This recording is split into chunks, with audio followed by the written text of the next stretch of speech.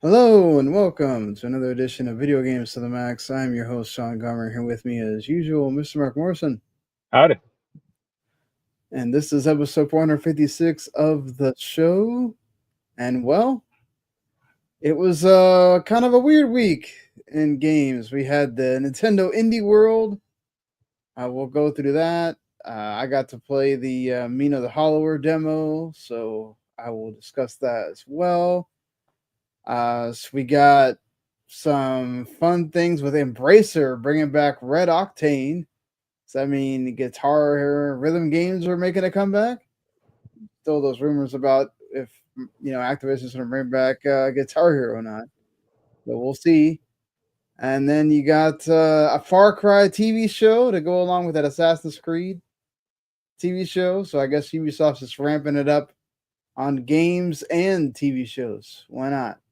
Sony's PlayStation 5 keeps selling well, but you got some interesting comments from their CFO this week about live service, and one that made everybody go nuts on the whole internet as far as those console warriors go. And there's a few other things as well.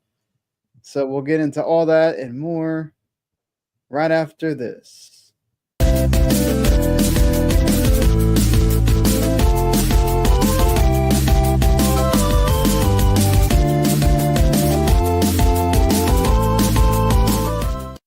You are listening to Video Games to the Max.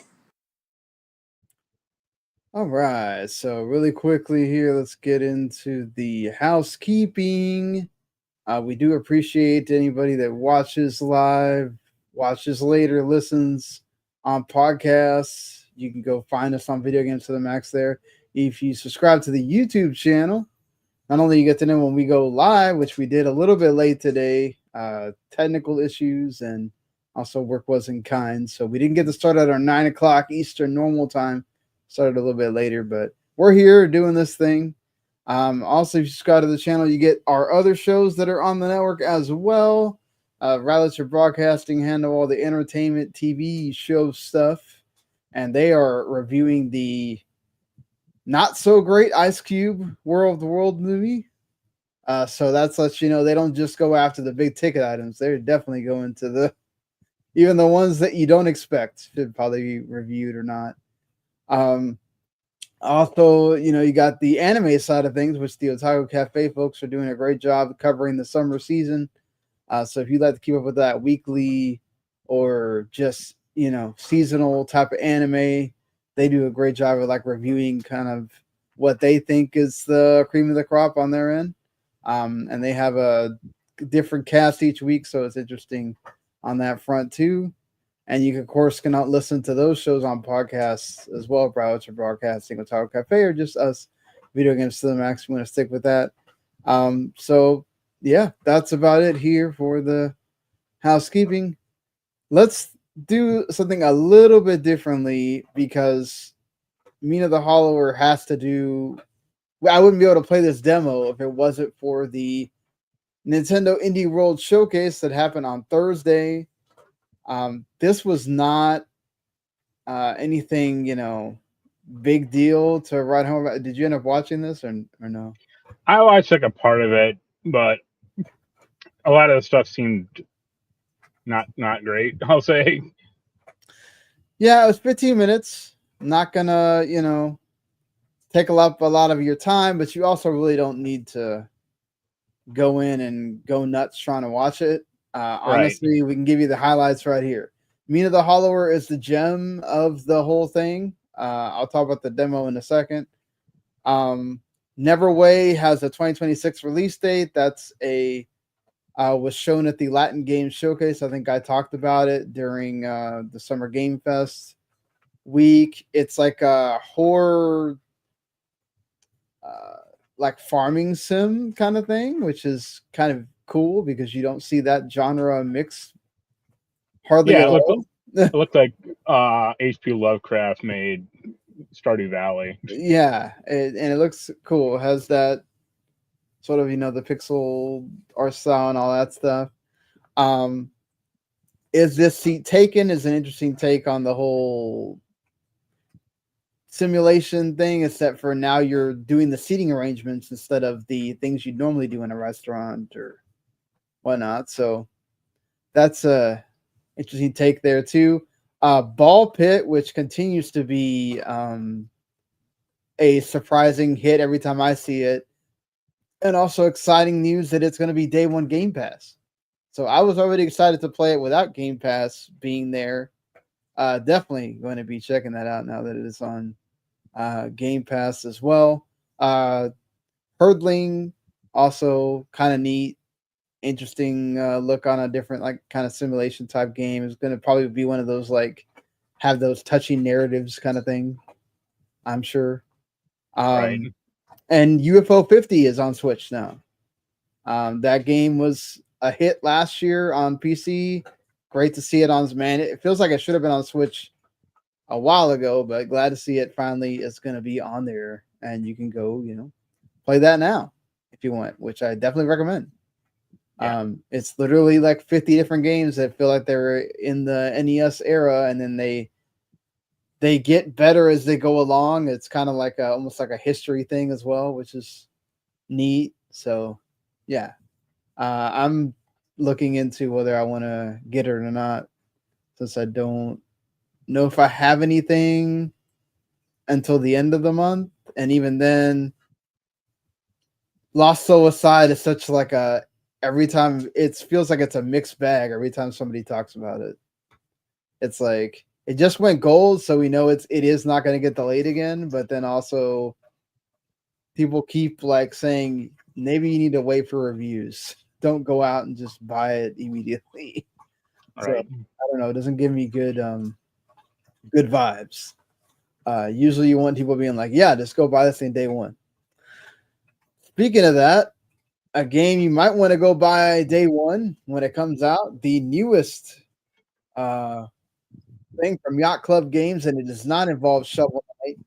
Mina the Hollower, which if you've probably seen this game in some form. It's you play as a mouse named Mina. She is a hollower, and she literally you burrow underground with her, and then you can also have different weapons, a la Zelda, and very much plays like a mixture between like a Zelda game with a bit more action to it, obviously, and then it has some kind of soulsy type elements, like when you die and Right. you lose some gold, or they call it bones here, the currency, and I had a lot. I don't know exactly how long the demo is. I played quite a bit of it. Also died quite a few times too. Thankfully, it's not like, oh, you have to repeat the whole beginning of the level or whatever. At least maybe I don't know if the actual game is going to be a bit more harsh as far as that goes, but they do have like a easy mode for the people that you know just kind of want to play through the game and not be bothered too much with having to repeat sections, because some of the Yeah. enemies are rather tough, or at least they definitely get in the way and make it difficult for you. So I would say that don't think you're just going to walk in and cakewalk this thing. It's definitely one to make sure you got the guard up and ready to take out. I like the way they different do the puzzles and the different. They had little secret areas, things like that too. So, it is. I think it's definitely going to be one of those indie darlings or whatnot when it finally comes. Right. Hopefully it does not. Hopefully it hits on time and everything. That's what you want. Yakuza Games has done such a great job with Shovel Knight as far as like it's probably one of the first like indies that they kind of made it its own thing. Like, oh, it's Shovel Knight was in this, and Shovel Knight was in that, and Yeah, they hoard the character out pretty well. so I think Mina has the potential to kind of similarly do the same thing. Gonna be interesting if they have other characters that maybe they can adapt into being other characters that you play as if they add DLC or whatnot. But Right. having the 3 different weapons and all that does add like variety to the play style too. So it's cool. And I also love the music in this thing. So that's always been a positive with the Yacht Club as well. So yeah, definitely go check out the demo. Apparently it's also like limited time as well. So um might want to go download it even if you're not going to play it immediately, and then just kind of give it a whirl whenever you feel like it. But Well, yeah, unless I mean like after a certain day the demo just won't work anymore. I don't think I think it's more of a limited, like eventually it just won't be available. Oh, okay. Unless it's supposed to be like a Steam Next Fest thing, but that's not the indication that I kind of get from it. But who knows?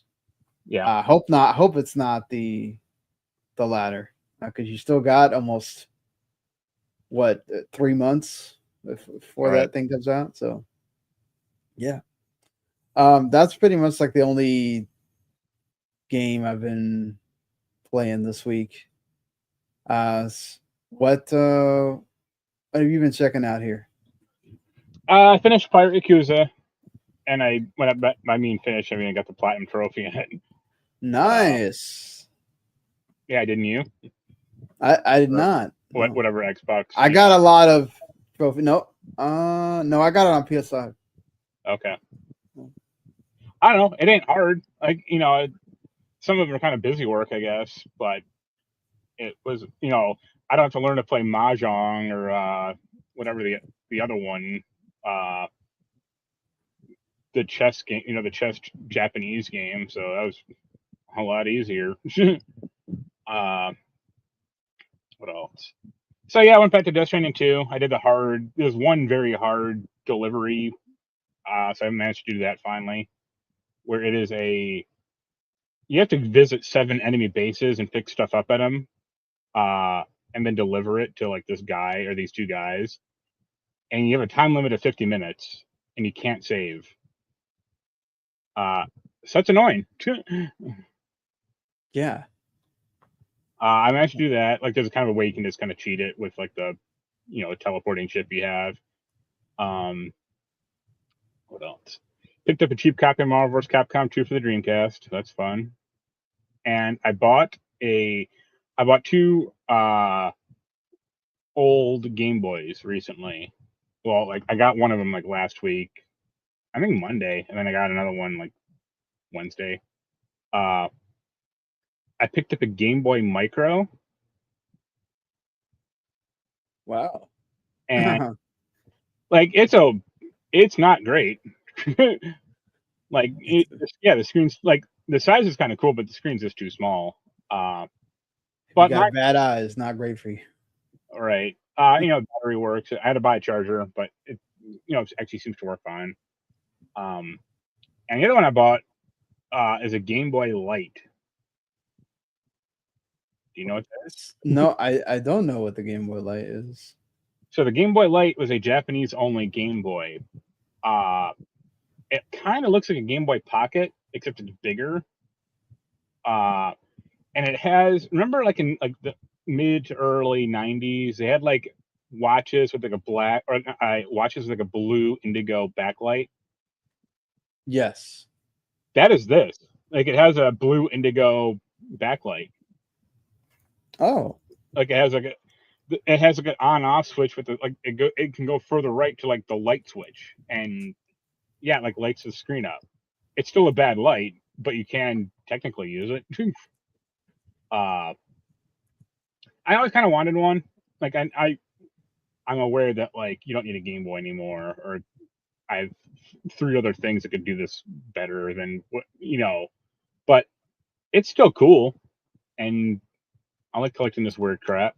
So did you ever get the analog thing? oh yeah, the analog pocket. Oh yeah, I got that at like launch. Okay. Yeah, that actually has like a good screen. This is still like the Game Boy screen. It just has a blue backlight, that's like not that bright. I mean, if you're in like total pitch black, it's fine. But other than that, like it's not like, oh, this is a big improvement. It's like, no, it's okay, but not really. But it's a kind of an obscure console, so I like it. Yeah, I'm looking at it. It's basically like a light coming through on a. Yeah, Looks like a Game Boy Color, but they made a light that comes yeah, to the and it's back of kind of it. it almost is kind of like the shape of a Game Boy Color, like Yes. except this only takes 2 batteries, like 2 AA's in like the back. Yeah, I can see that. But yeah, it's cool. Yeah, I guess that's about it. All right. Yeah, shorter section on this end Right. here.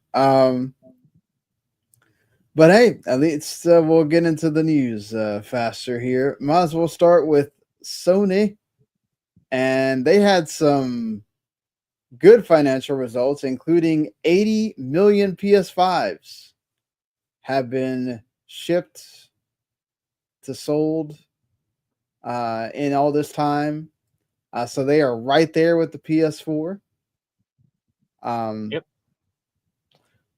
So that's good. They're at least keeping up with the former, and also like right around with the PS3 as well. So again, Right. that whole idea of you're selling to the same people, but those same people are still buying the consoles. So that's good. That's positive. At least you're not seeing a drop. So Right. it helps a lot that you, as far as the space that the PS5 occupies, you don't have competition really anymore. There's rumors going around that a combination of Xbox Series X and S has only led to 30 million sales. Now that's not official Xbox number or Microsoft numbers, and we probably won't ever get that until maybe the end of the generation, perhaps, when Right. they don't care anymore what the Series X and S sells at all. Not that they really care that much now, but Yeah.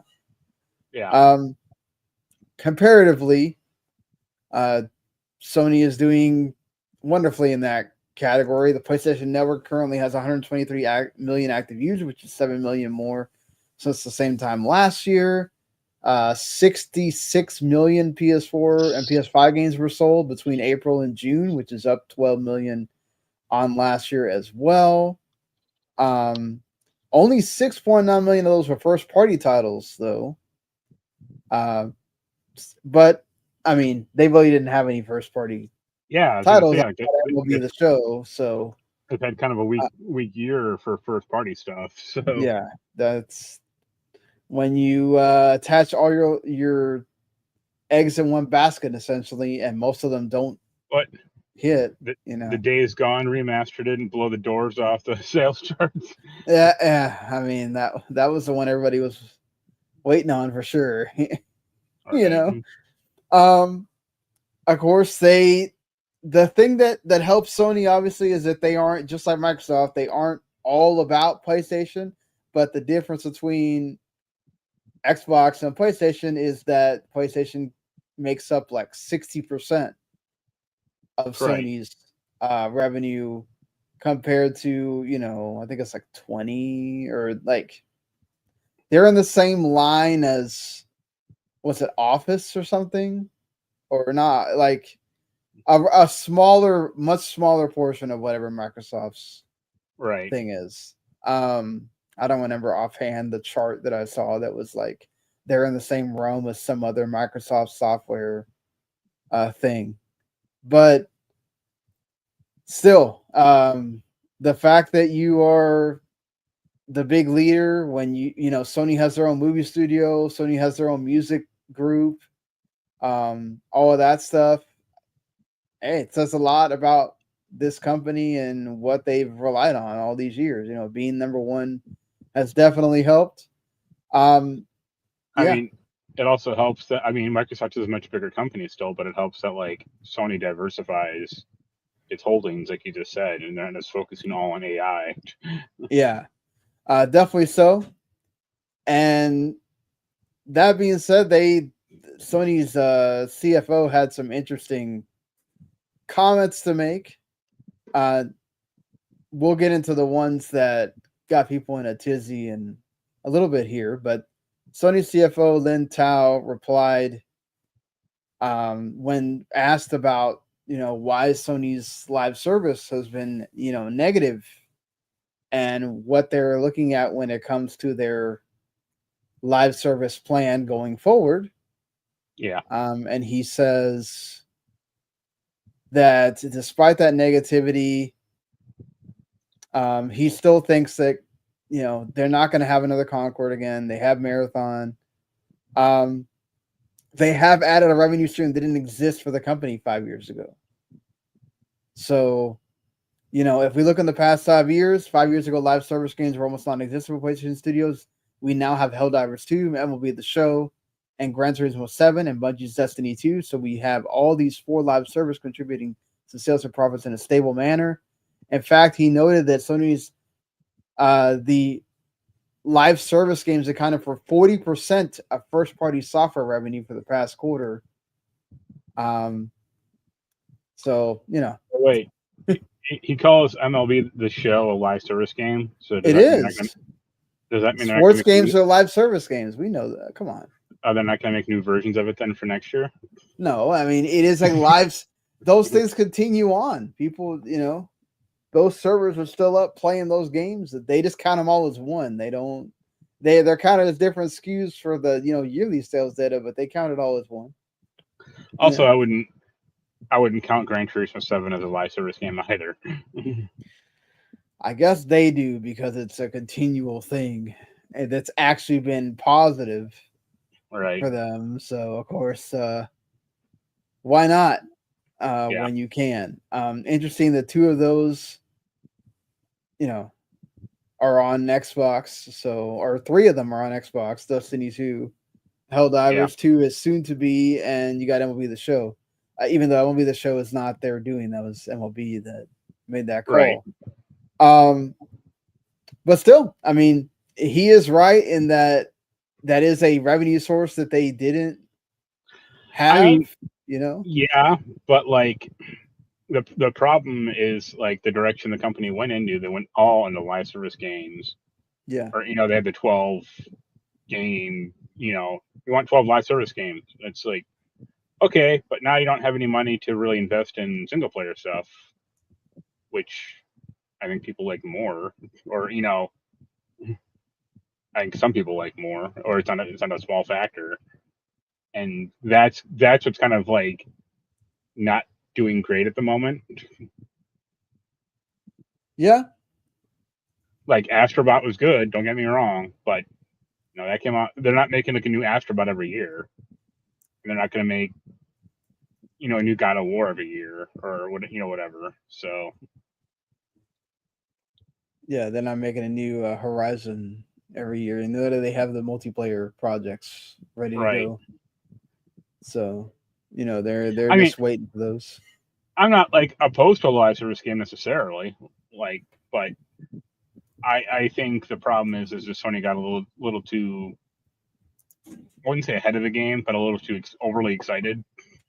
Yeah, a little bit too excited, So that's what led to Concord and Marathon, and also I think a lot of live service games, like the traditional ones or like the ones that people would consider like more live service games, that's more of a natural process to get into, or like a natural groundswell of interest or support. Like when Fortnite came out initially, like it wasn't like the biggest thing ever, but it grew that audience, and now it kind of is. Or even I guess Apex did okay, but I mean it grew its audience, but I think like when they try to pump it up too fast or too much, then that's what players just get like, this is a fake thing, and then they stop playing it, or they just like look at like Infinity Nikki. Yeah, when you mess up your game, it doesn't help at all. It sucks. I mean, that sucks that you really like that game, and then they found a way to mess it up. Yeah, I did So, actually boot it up a few days ago. First of all, the patching for that game takes forever. It took me like a half hour, and I said, "This is only a 12 gigabyte patch," and I got good internet. Like, so what the hell's the yeah. problem here? And then I just like loaded up like the quest screen and just shut the game off because I'm like, I don't even understand this anymore. You know? So what did they change? Like what? Oh, they had like at least 3 or 4 different timed events going off at once. Like, so there were like multiple quests you can do to like unlock other shit, and it's like, oh, there's this sunrise or like this like weather quest, and there's like this main quest, and I'm like, I didn't even know what to do. Like, Wow, yeah. that So yeah, doesn't sound great. I'll probably be deleting that at some point. Even though what's funny is like right before they ruined the game, I actually put money into it, like $20. So I have like paid currency in the game that I'll probably just never use. That sucks. Yeah. It's like, man, right when I think it's good to invest, and then Yeah, it kind of was that. damn. Like I wasn't expecting. I guess I didn't really know the patch like was going to come out. I knew the patch was coming out, but like I didn't know like how it would like affect the game like that. So like a week before that, the ruinous patch came out. I put like $20 in, and then that patch came out and it destroyed all the goodwill that the game had. Yeah. Well, c'est la vie there. Yeah. We'll see how long it's actually around. Right. Unless if they don't have some announcement that says, well, it has now been taken down. I don't think it'll ever take. I mean, it would take a while for it to be taken down, but I think what they'll eventually do is do like a return to basics or like return to form patch where they roll back a lot of the crap that people don't like. Yeah. Hopefully, at least so that you can maybe get back into it at some point. Right. But I mean, it shows the folly of that sometimes, of just you understand why you go after it, right? It's understandable why Sony wants to go after it. Right. They just did too much at once. And the ones that are still out there outside of the horizon don't look great. And I mean, Marathon still, we'll see what happens with that when it finally comes. Yeah. But for the most part, again, like that was the whole point of it, is just at least Sony is making some kind of revenue, even though there's a lot more losses with the bad stuff that has hit them, obviously. Right. So, but like you said, they do diversify their investments, and there was a quote that was kind of taken out of context by the console warrior crowd, that was like part of a bigger statement on essentially Sony's continuing with that diversification, and that extends into gaming as well. The quote actually goes, so they invested in Bandai, and of course we have been shifting to creation. So for example, the entertainment 3 businesses basically account for 60% of consolidated revenue. So basically our business portfolio is shifting more to creation. And then as for the electronics business and TV compared to output devices, we are now shifting to creation devices that include digital camera. So as a result, we are seeing more stability and profitability in revenue, and also the productivity of our performance is increasing. And also in the music business, music streaming and EMI music publishing has been acquired, and then we increased the music catalog. As I mentioned in the speech, in gaming business and moving away from a hardware-centric business to more of the community-based engagement business, and then that has been increasing. So now as we make more transition to entertainment creation, the stability and productivity, our performance is increasing. So this upward revision might not have been a direct result of these. However, the music publishing, also acquisition of music catalog, also acquisition of Crunchyroll, these are the areas where we have seen growth, and that's helped them improve profitability. So yeah, of course, when you are the main anime streaming service, that's going to help you. Right. Of course, Netflix is also, taking a chunk out of them as well, because we talked about, I think, like last week or a week ago, 2 weeks ago, that more people are watching anime now because of Netflix having it on there. But it doesn't mean that Sony is moving away from hardware at all. It just means that Sony is understanding that you also need to make sure you drive up content, drive up other things, right? Have those magical. That's why they went to the MAU model now instead of talking about other things, because that's what people care about, right? They want to see how engaged are you in our ecosystem, how engaged are you in the console or whatever thing you're using to play their games. Right. So, which is similar to the Microsoft approach, just a different approach in general. Sony very much still, obviously, look, you don't get 80 million consoles out of nothing, right? It's because they value it. So that's not going away anytime soon. In fact, according to rumors from, the Moore's Law is Dead guy, he's already out there talking about different specs for the PS6 and the handheld PS6 and even the Xbox, whatever that's going to be. So, not talking about it on here just because, like, literally we're in the infancy of next gen, whatever that's going to be. Although, like, him talking about, oh, the Xbox is really just going to be a PC, and they like, it really is going to be that. Okay, we already kind of knew that. That seems to be where they're going. And then PlayStation may have a lower spec console. Like, it's not going to be them trying to do the PS5, PS6 Pro out of the bat, off the bat, because they're going to try to keep the prices down. We'll see.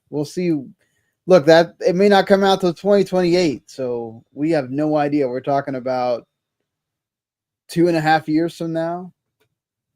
That's a long time when it comes to a lot of things. Still got to happen.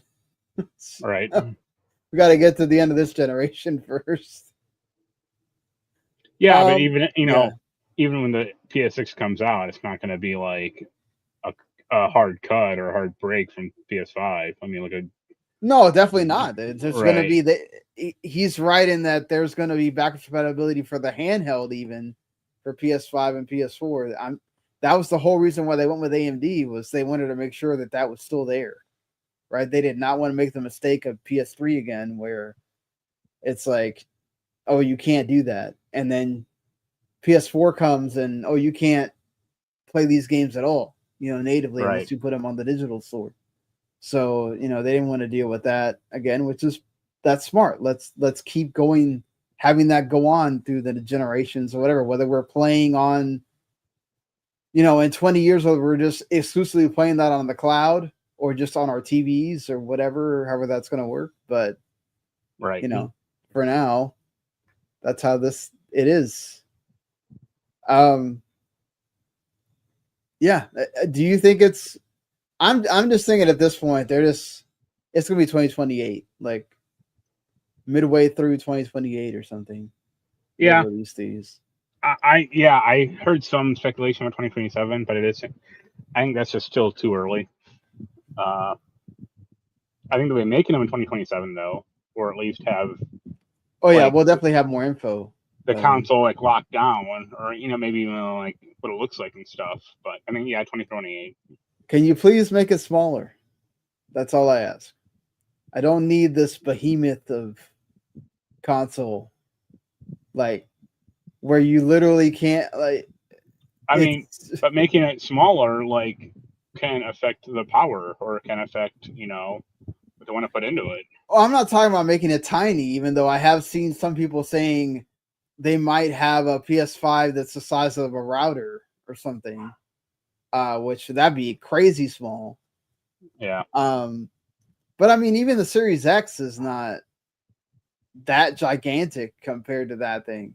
Like it's like that it's like I have it behind my TV and I can't put anything near it because lengthwise maybe, yeah. but like the Xbox Series X is like this big monolith looking thing. Like, oh, it's just a block. It's a big black block. It just has no. If you take the stand off of it, it just looks like a whole lot of nothing with a little X button on that turns on. I mean, it's like, you know. So it's just interesting in design choices between two companies. right. They couldn't have made it more different.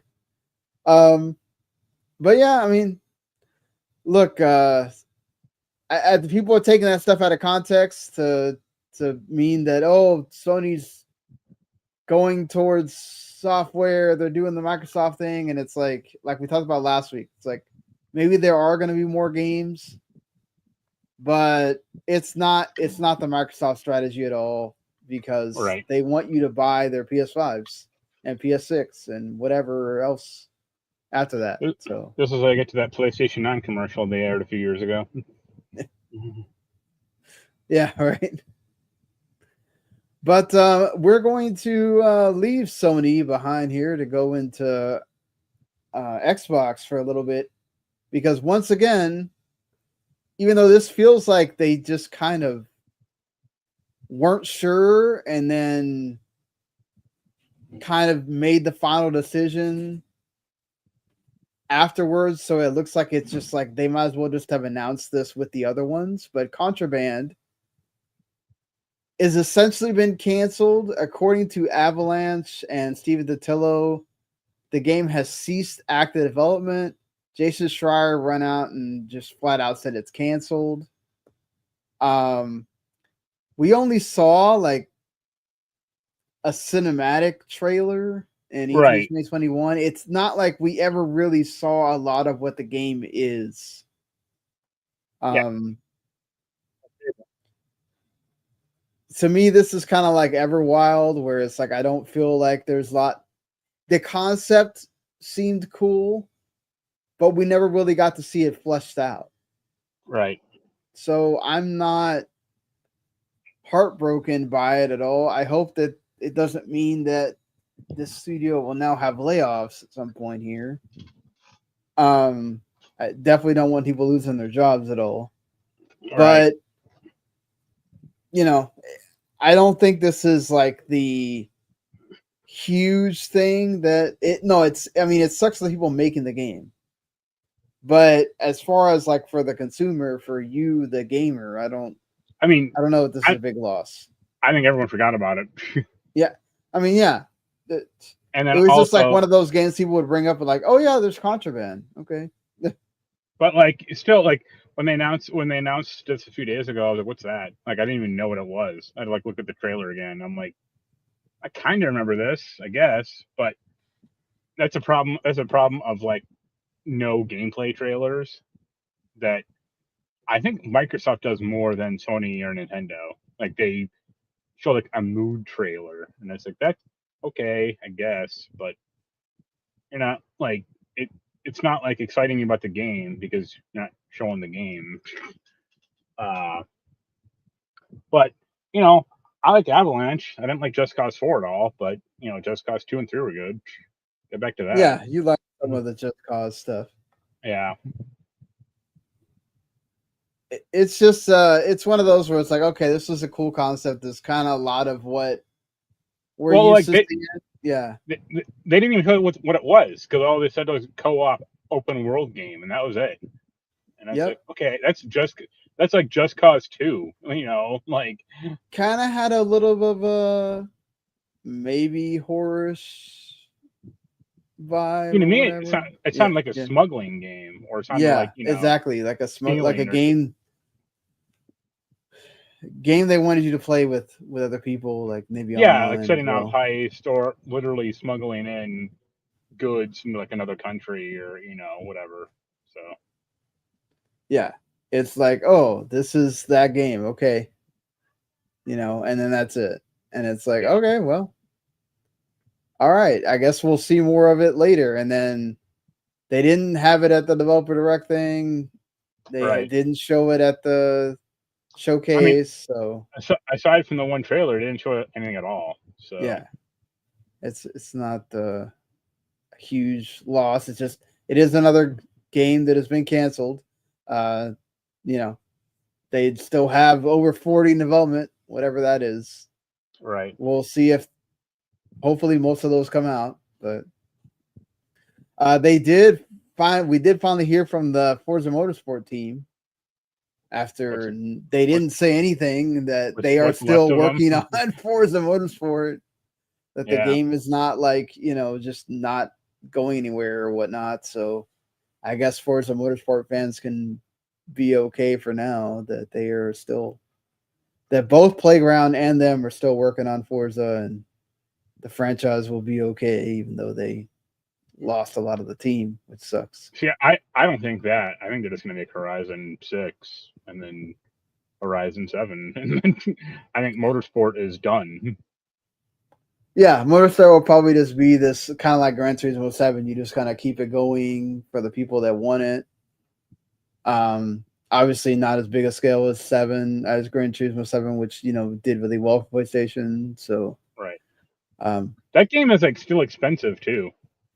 It's still at least like $40 or $50. Yeah, they're not going to lower it while that game is doing well. Right. So that makes sense. But speaking of people leaving studios, Rod Ferguson. I feel like this was like rumored a while ago, and then now he's finally officially leaving. After being with, he's formerly with Coalition, previously with, with Gears of War. And then he moved on to Irrational Games, did stuff with Black Tusk and 2K, and then he's also, he went back and worked with Blizzard on Diablo, and then full circle came back to Microsoft again, and then now he's gone.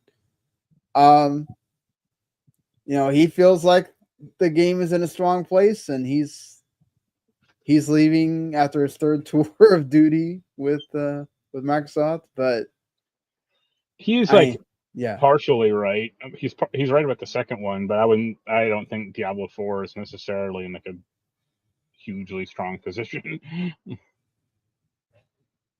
Well, I mean, did that expansion brought people back? Yeah, but then they play through the content once, and then it's like, all right, I'm done. Or yeah, I don't want to create a seasonal character, or you create like most people create like the new character class, and that's it. But and it's funny, like they more monetized Diablo 3, or they tried to with the whole auction house, and that fell apart. But you get the sense that they're trying to really do that with Diablo 4 with the store. But all the store stuff is just garbage, or most of it is. Like do you think they could ever take out that part of? No, it's that people don't like. I think some people like it, but I'm talking, I guess, just for myself. Like a lot of it's just like ugly as hell, or just like so like really generic and boring. Like I want it to be like actually cool looking, and most of it is just not.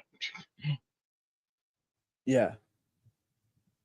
I guess that might go further for me because I just don't like the look of Diablo 4 that much. But who knows? Yeah. I mean, it's not like that game is gonna keep going. So right. We'll see what more updates they add to it in the future. Yeah. There as things go on with it. But yeah, the only other thing, I guess, kind of adjacent, because EA has the EA Play with Game Pass also. Mark Dara had a interview with Mr. Mighty Plays on his YouTube channel. Of course, he is a former BioWare executive producer.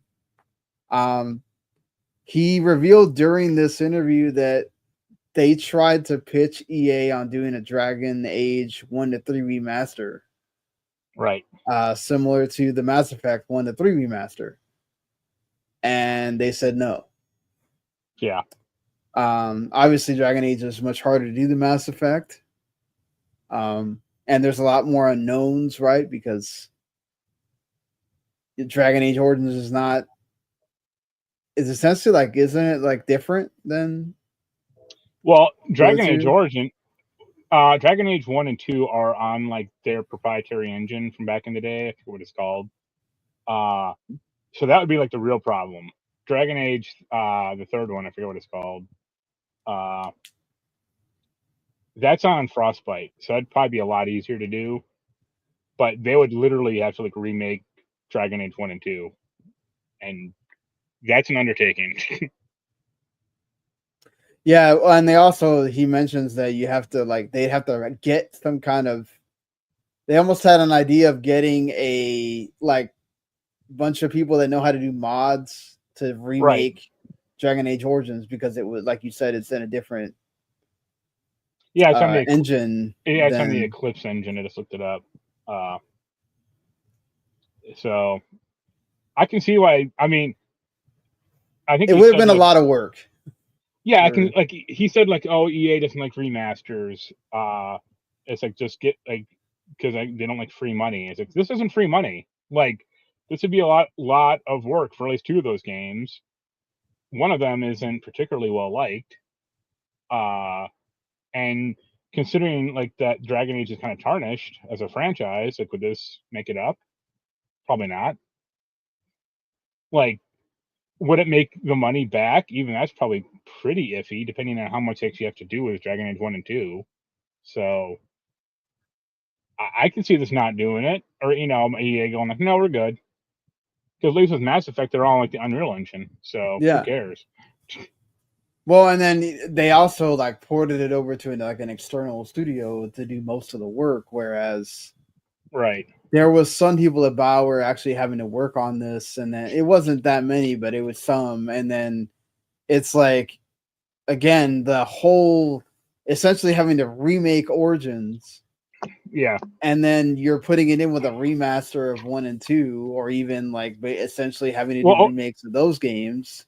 Origins is one. Yeah. But even Dragon Age, as a franchise, Dragon Age never particularly sold that well. Maybe Inquisition did, but Origins itself only sold 4 million copies. Yeah, Inquisition sold really well, but that was also a really bad year in games. Yeah.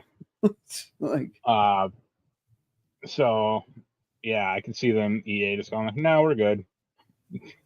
Yeah, I do think it probably would have helped them with Dragon Age Veilguard, where you learn a lot more about what makes Dragon Age, but that's putting the cart before the horse, because it's if this had been made before Veilguard came out, or it would have between Veilguard and Inquisition, there's a 10-year gap. Not 10 years, sorry. There's a 8 or not 7 or 8 year gap. Right. A lot of people forgot about Dragon Age.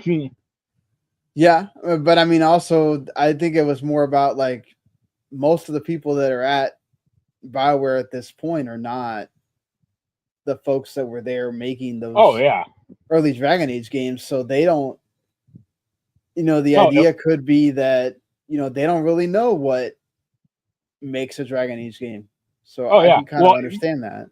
Yeah, that's exactly. It was a 10-year gap between Inquisition and Veilguard, and judging, I don't think you played Veilguard much, but no, I did, and Jens did, and we can both attest that it wasn't the same people who made the earlier Dragon Age games. That doesn't sound great. Right. So even if EA somehow okayed this, I don't think it would have panned out that well, because I just don't think that BioWare is capable as a studio anymore to do it correctly. They needed to farm it out again, which would have cost them even more money. So agree on that. Yeah. But I liked Inquisition quite a bit. I actually don't like Dragon Age 1 or 2 that much, but third one I like.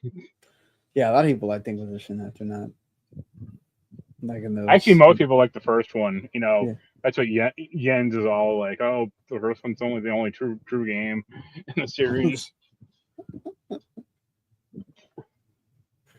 Gotta love that. Right. But hey, Embracer did a cool thing for once. Actually feels like they invested in something.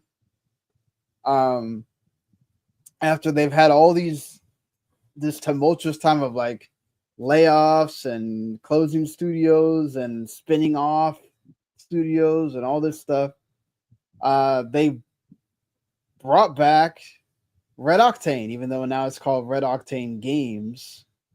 Yeah. And part of, Embracer, I don't know which group it is that they're with, but they're a small studio that's looking at making a rhythm game, a new one at that. Of course, they were the ones that were instrumental in making Guitar Hero and DJ Hero. Obviously, Harmonix also had a lot to do with that as well. And they're part of the free mode group. I'm sorry if people even know what any of these groups actually do at this point. It's like whatever, but they're not trying to make Guitar Hero is the whole point. They're just trying to make their own like rhythm game, but it is going to have they are going to try to go and get licensed music supposedly, and they said that they still have contacts there. Obviously they don't have that would help. And they said they're still going to approach the music the same way, like go and try to get the parts and all that stuff that they normally do and the split parts and try to get that all to work. So now that you have those guitar the guitars that have come back, right? Between I'm not sure if like those new guitars actually have shipped yet or not. I know Jens was waiting for his, but I'm not sure if the one that works at the Fortnite Festival, those work. Those are out there. I don't know about the like remade Les Pauls or whatever. Yeah, the expensive ones. Guitar Hero, right? If those are out or not, but those are like weren't the ones orders for Rock Band, like specifically Rock Band 4. Yes, those are for Fortnite Festival, and it does work with Rock Band 4. Yeah. So we'll see. Now that those are available to people, it would be interesting to see if RedOctane can go out and make this. I think it'd be cool. The problem is there an audience for it outside of people like me that live in that nostalgia, that as you can see if you watch the video version in the background, I have my Rock Band guitars sitting there around my shelf. Right.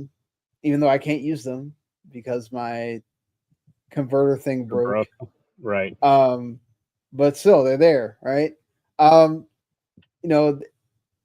the thing is like the generations behind us have become even more antisocial. So this is a very social game. So I don't know that it's gonna do it's definitely not gonna do the bonkers numbers that it did back in the day, but can you sustain a niche audience like that? And how much is Embracer really gonna invest in all that? Because they're not Epic. Well, the answer to your first question is no. Right. Because they tried to already bring back Guitar Hero and Rock Band, and it didn't go well. So, to be fair, the Guitar Hero one sucked because like nobody wanted to have the songs tied to that streaming service, and then they made a big deal about that. That you say story that, mode, and it wasn't great. You say that, but you also have like 800 Rock Band songs. It's right, but I have. It's literally like, think of it like as Game Pass for Guitar Hero. I know, but that was one of the things against it. Aside from, I think also like he wouldn't like the controller and the guitar thing, and the story mode was like overblown. They tried to make a big deal about it, and it wasn't the thing that they made it out to be as well. So there's a lot of things that like weren't, and then also again, like you said, it just didn't catch on. Right. They thought that it was going to bring a comeback, and it didn't catch on. I think Rock Band 4 just had. Rock Band 4 was a classic you put it out missing stuff, and you didn't have a way for people to. They didn't make the converter available enough for people, so then a lot of the people that might have came into it later that thought, oh man, I still have these guitars laying around or whatever, and then I can't use them because you literally cannot buy the converter. Right. And it's like nice way to shoot yourself in the foot to have this have any kind of length outside of you having DLC for it, which, to be fair to them, they did all the work to make the old DLC come in and work with the Series X and all that stuff, like and the PlayStation 5, and like a lot of credit to them to get all that stuff going, when by a large part of that they were independent. Epic didn't own them until basically at the end, and that's when they ended DLC, because at that point Harmonix was just doing stuff for Fortnite, and then they made the Fortnite Festival thing or whatever. But we'll see what comes out of this. I think it's cool that they exist and they're doing something, and that's awesome that Embracer brought them in. I'm kind of surprised they released the RedOctane name, because they didn't own that. Yeah. I think it was some kind of, they did a lawsuit with, didn't they do a lawsuit with Activision or whatever to get the name back? I guess. At one point. I mean, yeah. But hey, we talked about Ubisoft and their Assassin's Creed show. They are now also doing a Far Cry show, and it's in the works. Rob Mack is going to star. He officially changed his name to Rob Mack. It's no longer Rob McElhenney. Because apparently everybody says his name wrong. Right. So he just changed his. I also thought it was weird. I was like, oh, that was real. I thought it was a joke when I saw it. He should have changed his name to like Rob Big Mac. That would have been hilarious, actually. Yeah. That would have worked with the the Always Sunny thing. But hey, what do you think? Well, the show, the show's like going to be run by Noah Hawley. He did that Fargo show, and he's doing that Alien Earth show that's premiering this week, I think. The Fargo show is really good. Yeah, I've heard different seasons of Fargo have varying levels of quality. Like season 1 is great, and then it kind of tails off. Yeah. He also did the Legion show, which I really liked back in the day. Yeah. I don't know. I don't think it'll happen. I mean, I'll believe it's true like once actually film or footage exists or a trailer, because just you have to be so skeptical nowadays with this crap. It could be interesting, and like them going into an anthology show might be fun, especially if they finally hit season 3 and they get Michael Mando back as Voss from Far Cry 3. Oh, you think they'll actually try to make it after the games? Well, 1 and 2 doesn't matter, because 1 and 2 basically have no plot. Oh, okay. Basically, like, hey, I don't even know if there's a plot in 1 personally, because like back then they didn't really care about story. All I remember about 2's plot is you have not anthrax, but you have like some I think it's malaria. You have to keep taking medication for it. That's all I remember about 2. But at least like once you get to 3, they actually had like a story. So sure. Just have, have Rob Mack be like the white guy in the jungle hunting animals and making walls out of their corpses, and then taking down whatever evil government there is in the country. Right. And the second season can star Danny DeVito. It's like, everybody's always trying to get Danny DeVito for something. Everyone loves him, yeah. It's hilarious. I know. Go ahead. I think like Far Cry could work. Like it can work because there's just so little there, Right. That like it's basically a name and like having good like fire tech or fire shit going on. Like like I said, I think until you hit like season, like if they made it to season 3, like I would want season 3 to be patterned after that game specifically. Right. But then you can stop there because Far Cry 4 and the rest of them were not good. Oh, some people like Far Cry 4. I think 5 is where it kind of starts. Far Cry 4 is fine. Yeah, I guess. Yeah. Far Cry 5 is where it started to really nosedive, and then Far Cry 6 no one cared about. Far Cry 6 is interesting because, like, man, I was really down with that story. And then it's like, nope. And then you realize that Giancarlo Esposito's only in it for like 6 minutes. Yeah, that's what I was kind of like, oh, this is a bait and switch, man. He's hardly in this thing. Yeah. Damn it. He's in it for like the start and then like at the end, and that's it. Yeah. So. But some sad news, I guess, here to end this. Bithell Games, which has made some games that Mark likes. They make the solitaire games you like, right? They made one, the Solitaire Conspiracy. That was all right. And of course, Bithell Games also known for Thomas Was Alone. I was kind of an indie darling, Tron Catalyst, and John Wick Hex, which John Wick Hex like recently went offline. Well, it got delisted because they lost the rights to the name or whatever. So, and unfortunately, because they couldn't get a big project, his 11 employees were made redundant. Yeah, which is the majority of the full-time staff in the studio. It sucks, you know. He said that he had an incredible team and that, he's hoping anybody that worked there can find work soon. That sucks to see. Even the really small ones have to get affected like that. I mean, I think the problem with that company, or what they started to do is it's almost like what they did with Telltale. Like if you only go after licensed stuff, and the licenses dry up, or there's not a huge demand for that stuff, like what are you gonna do? Right, exactly. Making your own like individual thing without the license is going to be difficult for people to care about it. Yeah, I mean, it's not to say that can't work, but I would say, I mean, they're known for Thomas Was Alone more than Tron Catalyst, which just came out a few months ago. So I'd say go for make your own stuff, and you have to self-fund it. Go that route, or get some investors or whatever. But stuff out there.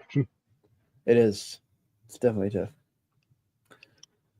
But all right, I guess we will end the show as we always do here. We're talking about the games that are going to come out in this week ahead.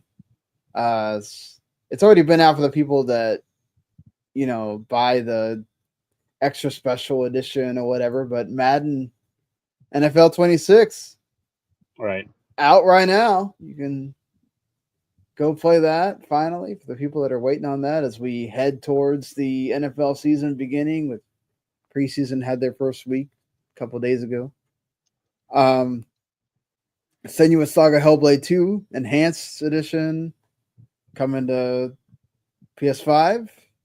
Yeah. So we'll see if that has any kind of legs on PS5 and sells decently or not. After all the... I'm betting not, but okay. Probably not. I think it'll sell decently, but it ain't gonna dethrone Forza. Let's put it that way. No, it's not gonna do that. No, definitely not. I mean, let's see. Is it even gonna touch it's probably not even gonna touch what Claire Obscure's been doing either. If it sells 1 million, I think they should be kind of happy with that. Thanking God for that. If that really, because I imagine that there's a lot less that bought it on Xbox and PC. So, especially after I'm betting no one bought it on Xbox. It also has really bad word of mouth too, which didn't help. The game was short and it made even more cinematic than the first game, and they changed the combat a bit, so people were not that enthused about it.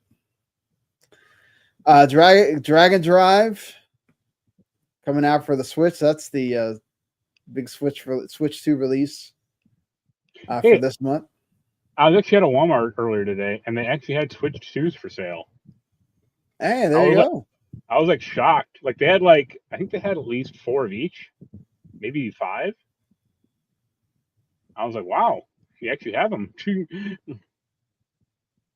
Hey, that's good. The first time you've seen them out in the wild, right? Yeah,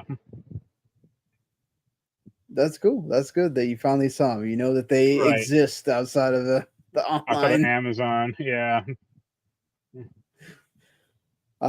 There's no Football Manager 2025, but you can get the original version of Football Star Manager on PC on the 14th, and also you get Teenage Mutant Ninja Turtles Tactical Takedown, which strangely is not coming to PlayStation 5, only Switch and Xbox.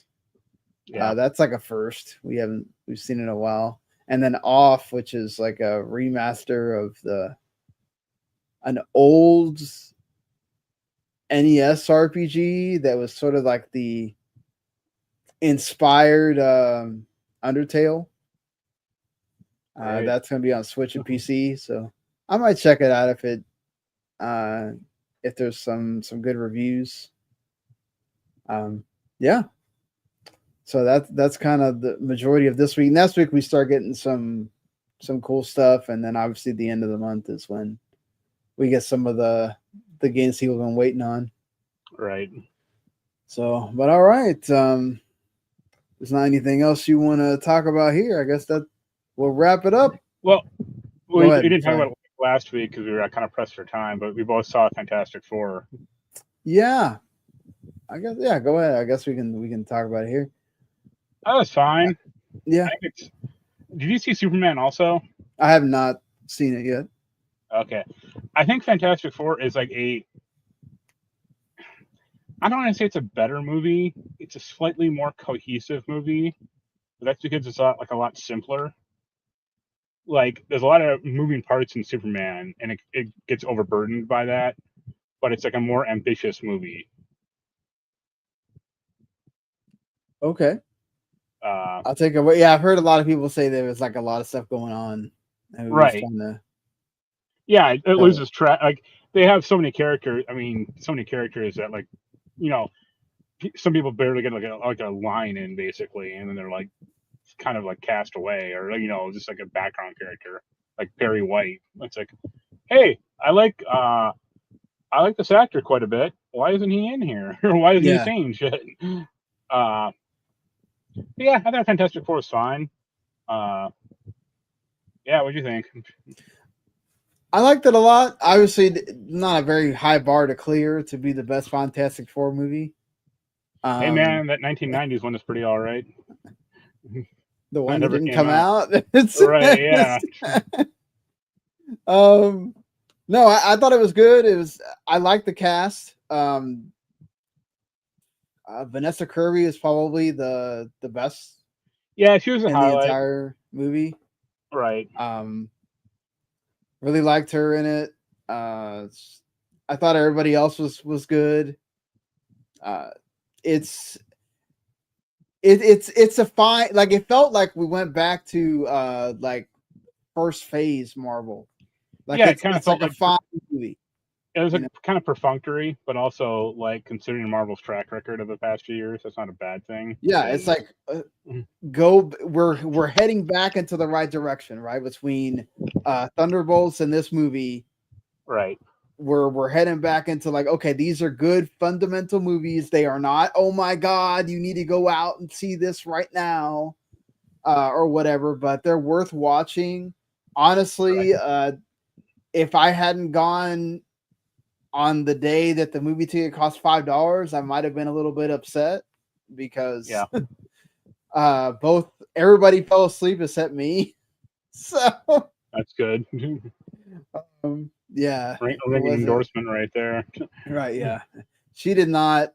They like Thunderbolts a lot, but they did not like this movie at all because there's not I do think like they were missing more of the comedy. They were missing more of the Johnny and Ben messing I don't around know. with each other, and I actually didn't mind that because I don't need yeah, every Marvel movie to sound the same or to have that same type of energy. yeah, Like the fact Johnny did crack a few jokes, but Ben was pretty straight laced, or he was just kind of there. yeah. Uh, yeah, if they were like constantly quipping, I think it would have. I think it actually would have dragged it down a little. Oh no, I don't think they needed it to constantly quip, but Right.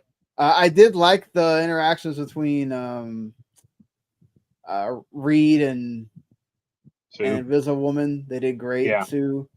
Like kind of brought in that like a little bit bite to the relationship thing, and then that whole part So at yeah, Yen saw it like, and he thought it was okay. I think he gave it like a 6, maybe a 7.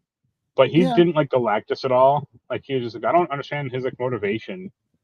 And I was like, He eats he doesn't worlds. need what motivation? Yeah, it's like he either wants to eat the world or like corrupt the kid. Like that's all that Yeah. is there. Well, Like he's trying to get the kid so that he's has somebody satiated, to kind of right? replace him, and also kind of like so he's not Yeah, alone all the time.